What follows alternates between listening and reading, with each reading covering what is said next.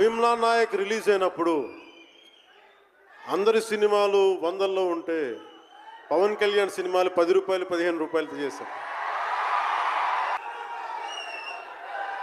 నేను ఒకటే చెప్పాను ఆ రోజున, మనల్ని ఎవడు ఆపేది.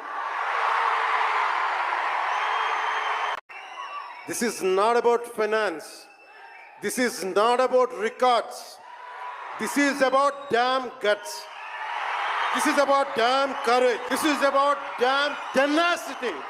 We are here, we will stand by, we will serve justice.